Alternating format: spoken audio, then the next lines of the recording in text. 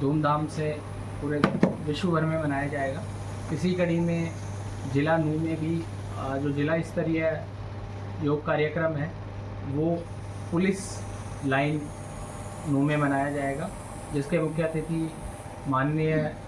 श्री राजेश नागर मंत्री हरियाणा सरकार रहेंगे।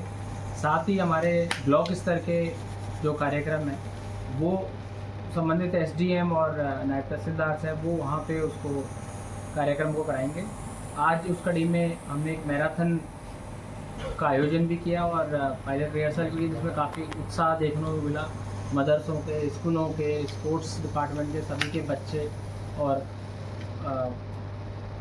आयु वर्ग के लोग भी उसमें शामिल हुए। तो मैं सभी जिला वासियों से अनुरोध करूंगा कि कल जो अंतर्राष्ट्रीय योग दिवस है उसमें ज़्यादा से ज़्यादा संख्या में आप चाहे जिला स्तर के कार्यक्रम में हो चाहे ब्लॉक स्तर के कार्यक्रम में वहाँ पार्टिसिपेट करें। जहाँ आप वहाँ नहीं पहुँच पाते हैं किसी कारणवश, तो आप अपने घर पे भी योग को सेलिब्रेट करें, योग को अपने जीवन में उतारें और ज़्यादा से ज़्यादा लोगों को अपने साथ लाएं और योग करने के लिए प्रेरित भी करें। इस बार का जो योग दिवस है उसमें माननीय मुख्यमंत्री जी ने ये भी एक बिल्कुल बहुत एक जो नया रास्ता दिखाया हमें, वो ये है कि हरियाणा योग युक्त और नशा मुक्त हरियाणा के थीम पे इस बार के योग दिवस को मनाएगा भी। और आगे भी जो हमारे एक नशे की प्रवृत्ति है, और चूँकि योग को जीवन में अपनाते हैं तो ये जो नशे की प्रवृत्ति है, अपराध की प्रवृत्ति है, एक सामान्य जीवन में तनाव है या कई ऐसे विषय हैं, उनमें योग से हमें मदद भी मिलती है और योग जीवन में अच्छा स्वास्थ्य और अच्छा न केवल शारीरिक स्वास्थ्य और मानसिक स्वास्थ्य दोनों को अच्छा करता है। तो मैं पुनः आप सबके माध्यम से सभी जिलावासियों से अनुरोध करूंगा कि कल के योग दिवस में ज़्यादा से ज़्यादा संख्या में आप पधारें और इसको सफल बनाएं। में हमने जो योग युक्त नशा मुक्त हरियाणा के साथ साथ हरित हरियाणा भी जो एक पेड़ माँ के नाम 2.0 की शुरुआत माननीय प्रधानमंत्री जी ने 5 जून पर्यावरण दिवस को शुरू करी थी, उस दिशा में हमने जिले स्तर पे लगभग 2 लाख पौधों को लगाने का एक टारगेट हमने तय कर लिया है। सभी विभागों को टारगेट भी इसमें दिए गए हैं, कुछ विभागों के अभी टारगेट फाइनल होने हैं, तो हम अगले हफ्ते से इसका पौधारोपण शुरू कर देंगे। लेकिन कल हम योग दिवस पे भी लगभग 100 के करीब पौधे लगा के इस कार्यक्रम को आगे बढ़ावा देंगे। तो मेरी सभी जिलावासियों से, सभी सरपंच साहिबान से, सभी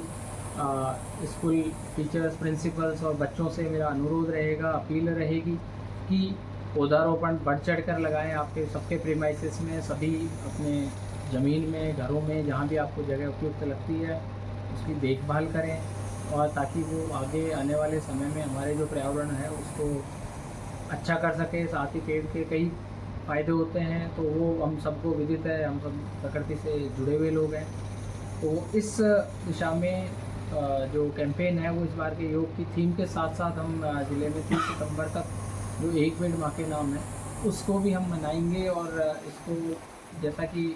अरावली जो ग्रीन वॉल प्रोजेक्ट की एक घोषणा भी इसी के साथ हुई है, जिसमें हमारा नूह भी शामिल है और जो एक हमारा पर्यटक का जो सफारी वाला जो प्रोजेक्ट चल रहा है, तो कहीं ना कहीं ये पर्यटन को भी उसमें फ्यूचर में बढ़ावा भी देगा और उसी दिशा में ये हमारे कदम सक्षम करेगा। योग दिवस के को बनाने के लिए और योग दिवस के प्रचार प्रसार के लिए, साथ ही नशा मुक्त भारत अभियान के तहत आज हमने एक जो है दौड़ प्रतियोगिता लघु सचिवालय नूह से शुरू करके और पुलिस लाइन तक हमने इसको आयोजित किया, जिसमें स्कूल के बच्चे थे, स्पोर्ट्स डिपार्टमेंट के बच्चे और कई अधिकारी कर्मचारी भी इसमें इन्होंने भाग लिया। लगभग 200 के करीब की संख्या में इसमें प्रतिभागी थे और जो हमारी रिहर्सल थी योग की उसमें भी लगभग 1000 के करीब जो हमारे प्रतिभागी आज वहाँ पे मौजूद थे। और कल ये संख्या 3 से 5000 की हमें उम्मीद है कि 3 से 5000 लोग जो है वो योग दिवस में शिरकत करेंगे। देखिए, अवैध खनन हो चाहे अवैध गतिविधि कोई सी भी हो, हरियाणा सरकार का उसमें 0 टॉलरेंस है और जिला प्रशासन को भी सख्त दिशा निर्देश हैं कि उन पर कार्रवाई की जाए। पीछे कुछ माइनिंग इलीगल माइनिंग की एक्टिविटीज़ के साथ साथ इलीगल मूवमेंट जो था, जो राजस्थान में लीगल माइनिंग कुछ जगह पे हो रही थी। उस लीगल माइनिंग के जो लोग थे उन्होंने शॉर्टकट अपनाते हुए हमारी जो गांव की जो ज़मीन थी और हमारे जो किसानों की ज़मीन थी, वहाँ से कुछ रस्तों से उस मूवमेंट को बढ़ावा मिल रहा था, जिससे न केवल वहाँ के आम जन का जीवन प्रभावित हो रहा था, परंतु पर्यावरण को भी नुकसान हो रहा था। इस दिशा में माननीय सुप्रीम कोर्ट ने सरकार को और जिला प्रशासन को भी सख्त दिशा निर्देश दिए, और जिला प्रशासन ने भी उसमें मार्च के महीने से ही हम लगातार, पहले भी इसमें कार्रवाई हुई है, लेकिन एक ठोस कार्रवाई के अभाव में जो माइनिंग माफिया थे उनका कहीं ना कहीं जो है वो इसमें अपने आप को लोकल कोलिजन के साथ इसका इस्तेमाल कर रहे थे। तो हमने मार्च के बाद लगातार इस दिशा में कदम उठे हैं, और अभी जो कल की जो विजिट हुई है माननीय मंडल आयुक्त गुड़गांव के नेतृत्व में, सरकार ने एक कमेटी बनाई है सीईसी की रिकमेंडेशन पे, जिसमें divisional commissioner Gurgaon, DC Nuh और एसडीएम नो, इनकी अध्यक्षता में कमेटी है। कमेटी को जो दिशा निर्देश दिए गए हैं वो ये है कि इसमें जो पंचायत विभाग से संबंधित कोई विभाग, जो सरपंच है या अधिकारी है, कर्मचारी है, उनकी कोई इसमें अगर मिलीभगत पाई जाती है तो उन पे नियमानुसार कार्रवाई की सिफारिश की जाए। साथ ही जो वहाँ पे किसान इससे प्रभावित हुए हैं उनको चाहे उनकी मांग के अनुरूप रास्ते देने की जो मांग हो, या उनकी जो उनको कोई नुकसान हुआ हो उसकी भरपाई की बात हो। और साथ ही कमेटी को ये भी मैंडेट दिया गया था कि पूरे हरियाणा में या जहाँ भी ऐसे अरावली वाली जो पंचायतें हैं या वन विभाग का जो PLPA सेक्शन 4 और 5 होता है, जिसको माननीय सुप्रीम कोर्ट के दिशा निर्देश के बाद आज की डेट में डीम फॉरेस्ट ही माना जाता है, तो उन एरियाज़ में भी ऐसे फ्यूचर में पुनरावृत्ति ना हो, वो भी कमेटी इस विषय को देखे और सरकार को रिकमेंडेशन दे। तो कल इस कमेटी ने इसको डिटेल में विजिट किया, उसके बाद यहाँ पे उस पर बैठक हुई, चर्चा हुई, और उसमें मंडल आयुक्त ने कुछ दिशा निर्देश दिए हैं, कुछ विभागों से उसमें रिपोर्ट मांगा है, और आगे कमेटी अगले सप्ताह तक माननीय मुख्य सचिव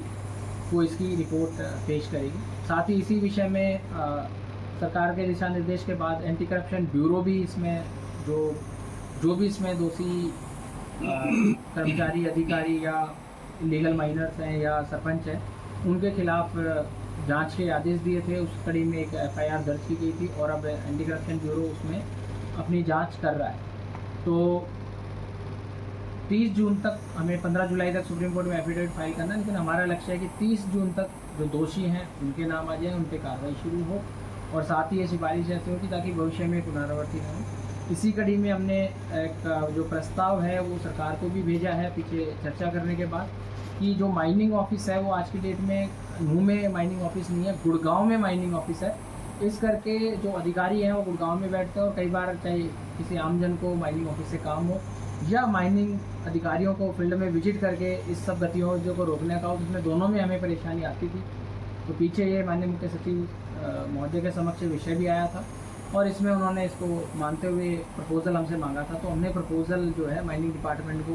भेज दिया है, ताकि नूह में या फिरोजपुर जिरका में माइनिंग ऑफिस यहीं पे खोले। साथ ही हमने प्रपोज़ल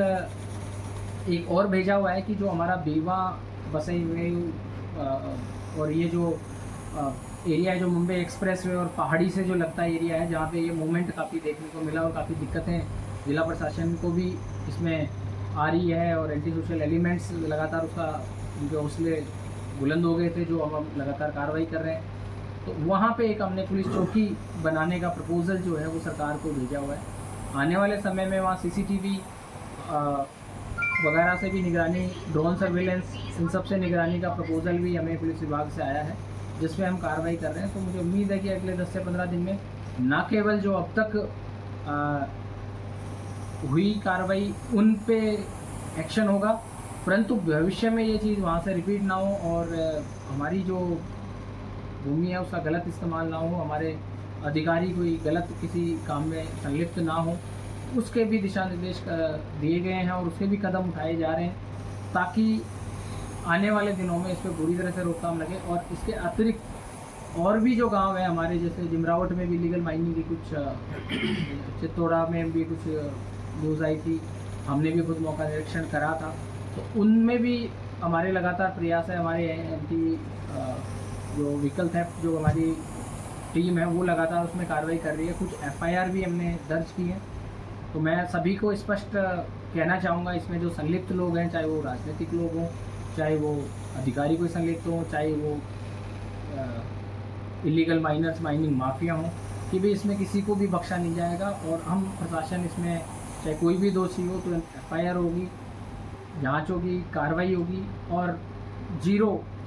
इलीगल माइनिंग के इंसिडेंट, ये हमारा लक्ष्य है। मैं बता देना चाहूँगा कि जो ITDAR का हमारा जो driving training and research centre जो हमारा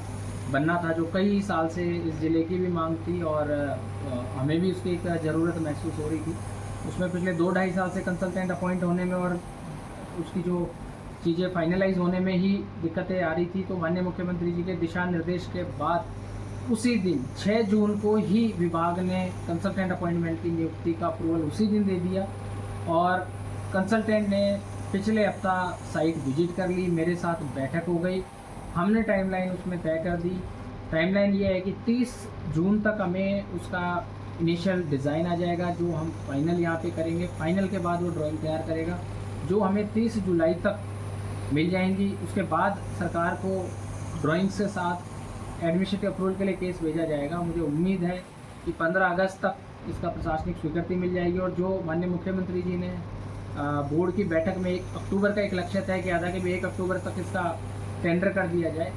हम जिस हिसाब गति से चल रहे हैं और अब जिस हिसाब से अप्रूवल हुए हैं, हमारा लक्ष्य है कि 1 अक्टूबर तक इसका हम कोशिशें करेंगे कि काम ही शुरू हो जाए धरातल में।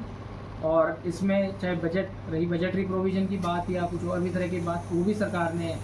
क्लियर कर दिया है कि भी इसको प्रायोरिटी प्रोजेक्ट लेके आप करवाएं। तो मुझे उम्मीद है कि अक्टूबर के महीने में हम काम ही इसका शुरू कर देंगे। वैसे यूनानी मेडिकल कॉलेज का था, चाहे मेडिकल कॉलेज में आधारभूत सुविधाओं का था, इन पे सभी विभागों को हमने जो दिशा निर्देश माननीय मुख्यमंत्री जी ने दिए थे वो सभी विभागों को चले गए। जैसा कि यूनानी मेडिकल कॉलेज में बैठक में भी 15 जुलाई तक का टाइम जो है विभाग के अधिकारियों ने लिया था कि इसका जो रीटेंडर करना है रिस्क एंड कॉस्ट को, वो 15 जुलाई तक एक बार कंप्लीट कर देंगे। हमने अगले हफ्ते जो जितने भी दिशा निर्देश उसमें माननीय मुख्यमंत्री जी ने बोर्ड की बैठक में दिए थे या MDA की जो घोषणाएं थी, उसमें जो घोषणाओं पे अमल की जो बात है उसकी भी समीक्षा बैठक का हमने प्लान किया है, ताकि अब तक पिछले 10 से 12 दिन में विभागों ने उसमें क्या किया। जो MDA से रिलेटेड जो घोषणाएं थी, चाहे उसमें लाइब्रेरी का निर्माण का हो, तो लाइब्रेरी के निर्माण में मैं बता देना चाहूँगा कि जो ओल्ड SDM ऑफिस हमारा था, उसमें लाइब्रेरी निर्माण के लिए हमने प्रपोज़ल जो है वो नीति आयोग को भेज दिया है। हमारे पास उसका एस्टिमेट वगैरह आ गया है। पहले हमने उसका ड्राफ्ट प्रपोजल भेजा था, पर क्योंकि हमारे पास अभी स्वीकृति के बाद और डिटेल डिज़ाइन आ गई है, वो हमने नीति आयोग को कल ही मैंने उसको खुद भेजा है और वहाँ जो हमारे प्रभारी ऑफिसर हैं उनको भी अवगत करा दिया गया है। तो आने वाले दिनों में नीति आयोग की बैठक होगी तो हमें वहाँ से प्रशासनिक स्वीकृति मिल जाएगी। मुझे उम्मीद है कि लाइब्रेरी के मामले में भी हम सारी गतिविधियों को पूरा करने के बाद सितंबर या 1 अक्टूबर तक हम धरातल पे काम शुरू कर देंगे टेंडर मेटेरियलाइज होने के बाद। इसी कड़ी में हमारा जो ओल्ड जुडिशियल कॉम्प्लेक्स, जिसका आज मीडिया में भी एक विषय बात का आया था, और चूँकि वहाँ पे जुडिशियल कॉम्प्लेक्स में जो है वो न्यायालय के पास वो भूमि का पोजीशन है और हमने उसका एक प्रस्ताव तैयार करके, और बैठक में भी हमने इसका रखा था कि वहाँ एक ज़िले को, जैसे मेडिकल कॉलेज में एक ऑडिटोरियम है, लेकिन और तरह के प्रोग्राम के लिए हमारे पास एक ऑडिटोरियम या लाइब्रेरी उस तरह की चीज़, एक और लाइब्रेरी की जगह है नहीं। तो हमने उसका एक प्रस्ताव तैयार कराया है कि वहाँ पे एक ऑडिटोरियम 550-600 की कैपेसिटी का एक ऑडिटोरियम हमने डिज़ाइन कराया है। प्रिलिमिनरी डिज़ाइन उसका भी आ गया, उसको हमने अप्रूवल कर दिया है। अब उसकी डिटेल डिज़ाइन पे काम चल रहा है और वो हम दिव्यनगर योजना, सरकार की एक योजना है जिसमें 75% राशि जो है वो नगर परिषद को शहरी विभाग देगा। और बोर्ड की बैठक में हमने उस प्रपोजल में ये भी अप्रूव माननीय मुख्यमंत्री जी से करवाया गया था कि बचा हुआ जो 25% है उसमें 12.5% जो राशि है वो म्यूनसिपल काउंसिल नू और MDA उसकी वहन करेगा। तो इसमें जो भूमि के रिगार्डिंग हमारा प्रपोजल जो था कि भी उसमें NOC का, तो वो हमने वो भी प्रस्ताव हमने जो माननीय सेशन साहब को भेज दिया। और वो उम्मीद है कि ये भी इसी प्रोग्रेस पे चलता रहा तो साल के अंत तक हम इसका भी काम शुरू करने में सफल हो पाएंगे। इसी दिशा में एक स्पोर्ट्स कॉम्प्लेक्स का निर्माण का जो हमारा रेडियो मेवात है जहाँ पे हमारे ऑलरेडी 2 बैडमिंटन कोर्ट है, वहाँ पे हमने 4000 गज के करीब ज़मीन जो है वो एनओसी का प्रस्ताव जो है बोर्ड की बैठक में रखा था। वो एनओसी का जो प्रस्ताव है वो हमें वहाँ स्वीकृति मिल गई थी, तो हमने उसका भी डिज़ाइन, क्योंकि कंसल्टेंट पहले ही हायर कर लिए थे, डिज़ाइन हमारा प्रिलिमिनरी हो गया था। कुछ चीज़ें हमने बदलाव करके उसमें कंसल्टेंट को वापस भेज दी हैं इस बैठक के बाद। अब हमारा फाइनल उसमें जो हमारी तरफ से जो डिज़ाइन स्पेसिफिकेशन है वो हमने भेज दिया। अब डिटेल डिज़ाइन पे उसमें काम चल रहा है। तो ये भी जैसे ऑडिटोरियम है उसी में उसी शेयर पे 75 12.5% वाले मॉडल पे ही होगा। तो इसमें हम 3 badminton court, 2 10 meter air pistol की शूटिंग का जो है वो ऊपर वाले फ्लोर पे उसमें लेंगे। एक टेबल टेनिस का एक्सीलेंस सेंटर उसमें हमने प्लान किया है, 4 टेबल का एक टेबल टेनिस सेंटर, साथ ही उसमें एक योगा एरोबिक हॉल और एक जिम की भी व्यवस्था होगी। और उसमें जो हॉल होगा वो बैडमिंटन के अलावा वो मल्टीपर्पज़ होगा कि कल को उसको हमें कुश्ती का, कबड्डी का या इंडोर बास्केटबॉल टाइप के टूर्नामेंट भी हमें कराने पड़े तो वो कन्वर्टेबल चीज़ रहेगी। तो ये हमारी तरफ से उसका डिज़ाइन लेआउट जो है वो हमने सहमति जताई है। अब डिज़ाइन को उच्च अधिकारियों को भी एक बार फीडबैक के लिए भी भेजा, साथ ही हमने कंसल्टेंट को कह दिया कि आप इसका जो है डिटेल एस्टिमेट हमें जल्दी सबमिट करें। सबमिट करने के बाद हम सरकार को दिव्यनगर योजना में इसका प्रस्ताव भेजेंगे। इसमें भी मुझे उम्मीद है कि साल के अंत तक ऑडिटोरियम के साथ साथ इसकी भी हमें स्वीकृति मिल जाएगी और काम शुरू हो जाएगा। साथ ही नगर परिषद ने अपना नया भवन भी, जो उनका एग्जिस्टिंग भवन है वहाँ जगह की कई बार स्पेस कमी रहती है और कई लोग आते हैं उनको दिक्कतों का सामना करना पड़ता है, तो नगर परिषद ने भी अपने नए भवन का डिज़ाइन जो है वो तैयार करवा लिया है। 4 मंजिल के का ये भवन, स्टील प्लस 3 का ये भवन उन्होंने डिज़ाइन करवाया है और वो भी सरकार को अपने स्तर पे हमारे डिस्ट्रिक्ट म्यूनसिपल कमिश्नर साहब उसको लगे हुए हैं और वो उसको भेजेंगे। तो 4 जो प्रोजेक्ट है वो हमने लगभग 4 महीने पहले यहीं पे एक बैठक के दौरान सोचे थे कि क्या हम ये कर सकते हैं, पर माननीय मुख्यमंत्री जी के 6 तारीख की बैठक के बाद जो उन्होंने अप्रूवल दिए, उन्होंने जो हमें गाइडेंस दी, उसके बाद ये चीज़ें धरातल पे अब गति पकड़ने लगी। तो मैं उम्मीद करता हूँ कि साल के अंत तक ये 4-5 जो चीज़ें, इसमें एक और चीज़ मैं ऐड करना चाहूँगा। पिछली प्रेस कॉन्फ्रेंस में भी आप लोगों ने भी पूछा था और ज़िले के लोगों को इसका एक बेसब्री से इंतज़ार है और एज ए DC मैंने भी जब ज्वाइन किया था तो इस विषय को हमने एक लिया था कि क्या हम इस विषय को भी ITDR की तरह मिशन मोड पे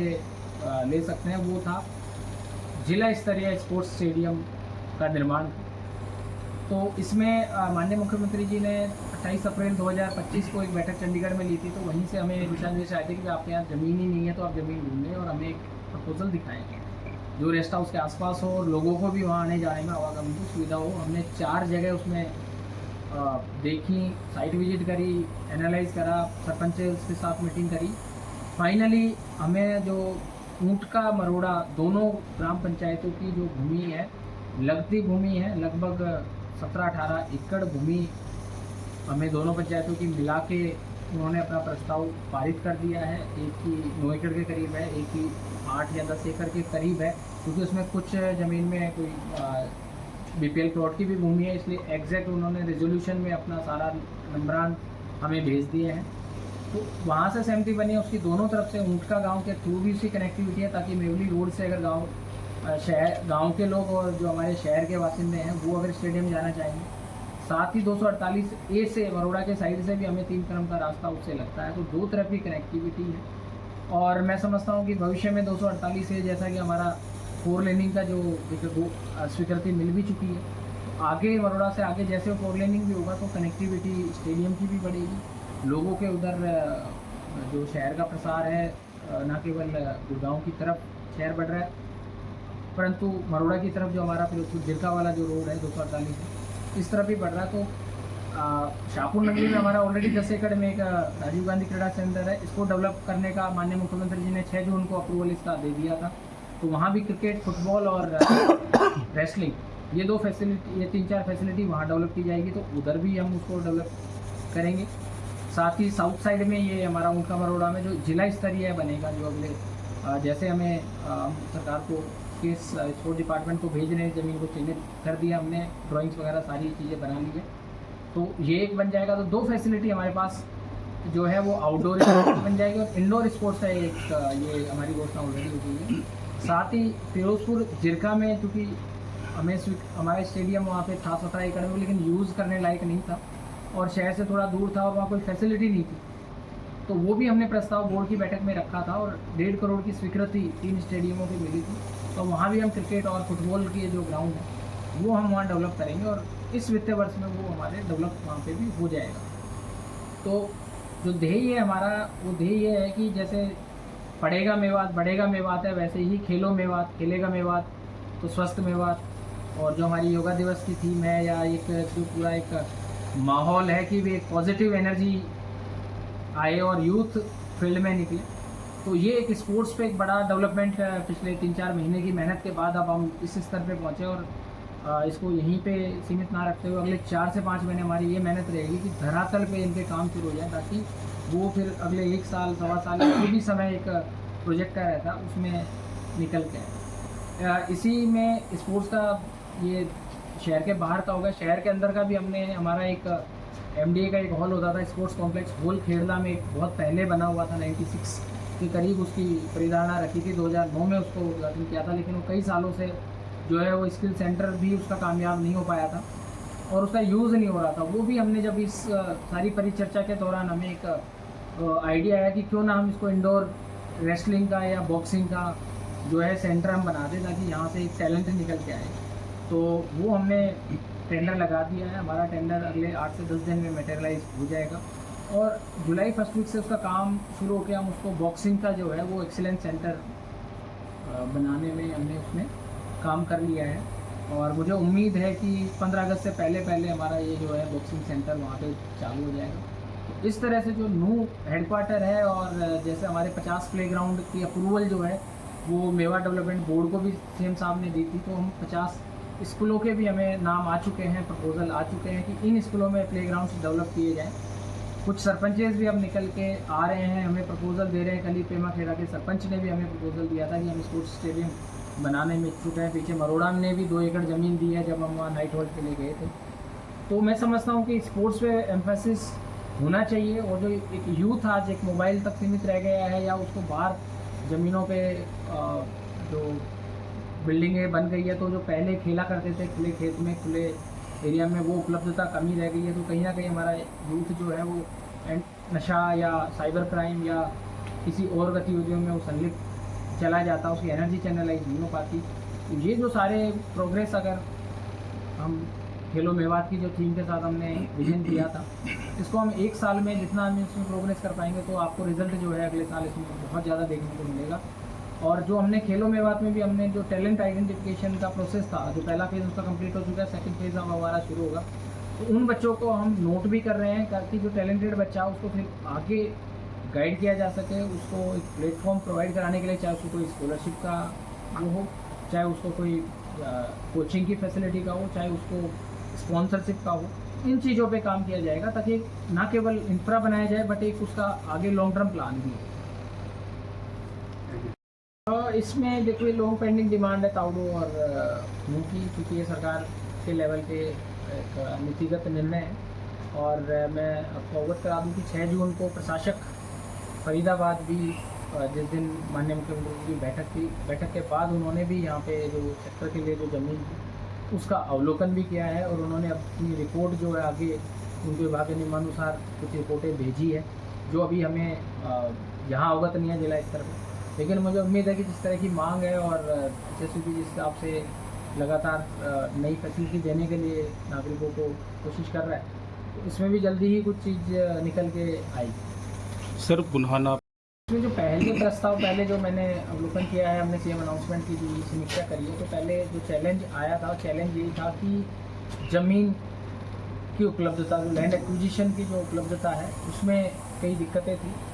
अब चूँकि जैसे पुराना भी पीछे हम बिछोर में नाइट हॉल्ट के लिए गए थे, तो उस तरफ से भी हमने देखा कि शहर आगे तक प्रोग्रेस कर गया, जहाँ हमारा सिविल हॉस्पिटल उससे भी आगे तक चला गया। सिमिलरली फिनंगा रोड पे भी साचुका की तरफ भी ये प्रोग्रेस कर गया है और ऐसे ही नांगल मुबारकपुर की तरफ भी ये बढ़ गया। तो एक ज़रूरत है, तो हम इसको फ्रेश जो लैंड एक्विजिशन प्रकार की जो अभी लैंड एक्विजिशन है उसमें, चाहे वो लैंड पूलिंग के माध्यम से फार्मर अपना लैंड दें या फिर जो एक्विजिशन के नॉर्म्स है उसकी तर्ज पे एक बार ज़मीन हो। तो जो चैलेंज है, जो रुक गया काम या प्रोग्रेस नहीं हो पाई, उसका मेन कारण ज़मीन की अनुपलब्धता है। और कोशिश ये रहेगी कि इस विषय को दोबारा एक बार देखा जाए और अभी आगे जो भी पॉलिसीज़ में बदलाव है या कोई भी ऐसी बात है उसके तहत इसमें फिर अमल में लाया जाए। तो पुराना सबसे पहले प्रायोरिटी रहेगी और उसके बाद जो बाकी हमारे बचे हुए हैं, क्योंकि अभी एक चैलेंज 248A में जैसा आया था तो वो यही था कि अप्रूवल भी आ गई इतने साल बाद, लेकिन हमारी जो उसको फॉरेस्ट क्लियरेंस है वो चीज़ कहीं ना कहीं वो इतने टाइम बाद भी रुकी रही। अब जाके हमने 4 गाँव के केस हमने जो भेजे थे उसमें से एक गांव की स्वीकृति में की, 2 की स्वीकृति में है और 1 में कुछ इशू आ गया था। तो कई बार विषय वो भी होते हैं, तो होलिस्टिक प्लानिंग एक बार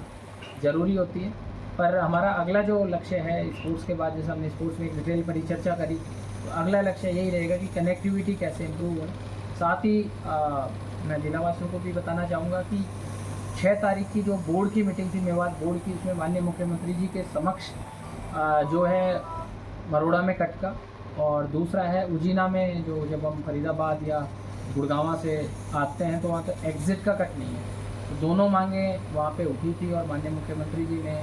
हमें दिशा निर्देश दिए थे कि इसके जो केस है, प्रपोज़ल है, वो बना के भेजा जाए ताकि NHAI के अधिकारियों से माननीय मुख्य सचिव स्तर पर इस विषय को लिया जाए। तो उस विषय में मैंने केस पहले जो हमने कुछ एक प्रिपरेटरी वो करा था उसको इस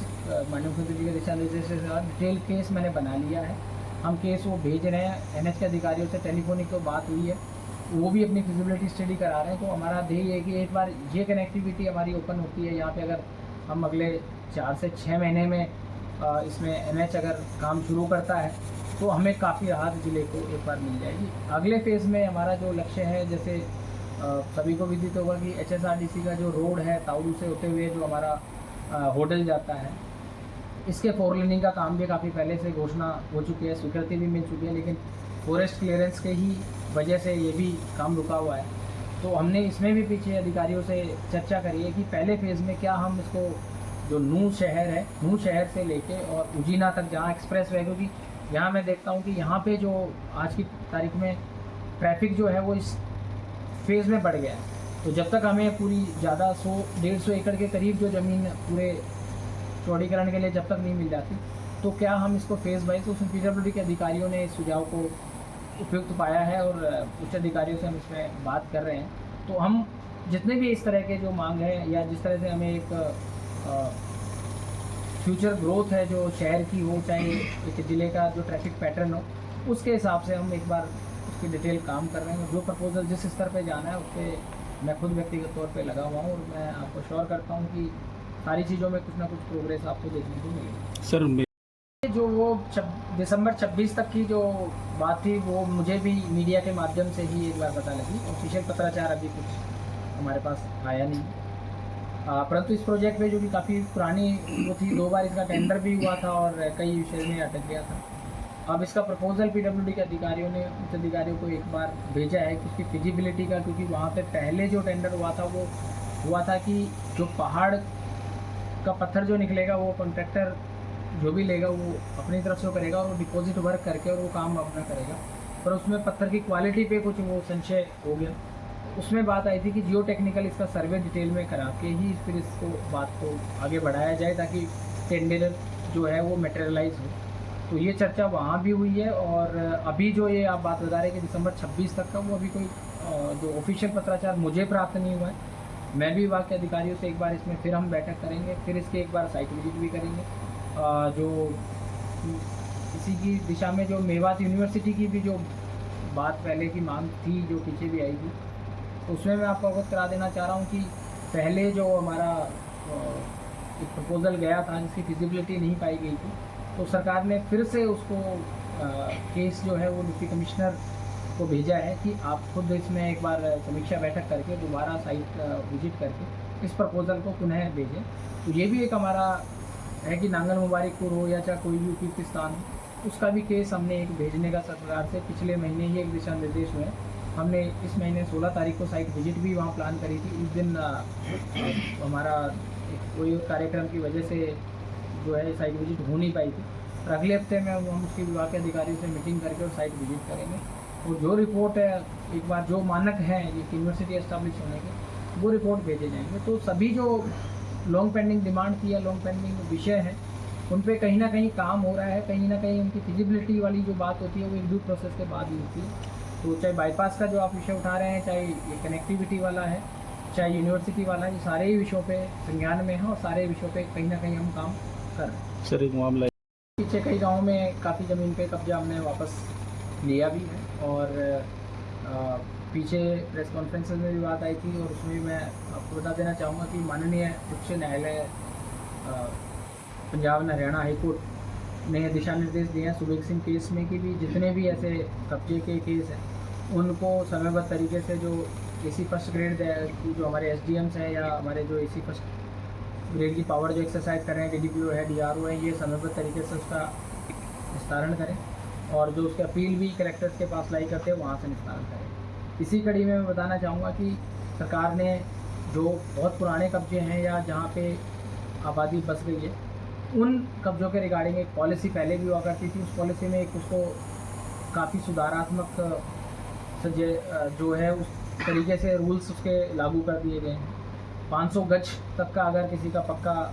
जो बना हुआ है उसमें 25% तक का भी रिलैक्सेशन है, वो पॉलिसी भेज दी गई है। हमने भी पीछे बीडीपीओज़ की मीटिंग करी थी, एसडीएम्स की मीटिंग करी थी और पीछे हमारे सीओ साहब को भी इसका नोडल हमने अपॉइंट करके उनसे भी ये कहा गया था कि हर बीडीपीओ से कम 5-7 केस जो है वो ये जाएँ ताकि उनकी स्वीकृति मिले। और कोर्ट में भी कई लोगों ने मेरे खुद के उसमें भी कई वकील और कई पार्टीज़ आई हैं, उन्होंने ये ज़रूर कहा है कि हम उस पॉलिसी में फॉल करते हैं तो हम भी उसको आउट करना चाह रहे हैं। तो अब इसका एक पोर्टल भी डिज़ाइन हो रहा है और अभी तक मैनुअल एप्लीकेशन को भी हम प्रोसेस कर रहे हैं। तो जो कब्जे वाले केसेस हैं उनको दोनों ही तरीके से सभी जो बीडीपीओज़ हैं और एसडीएम्स हैं उनको सख्त दिशा निर्देश हैं और चाहे कोई कब्जा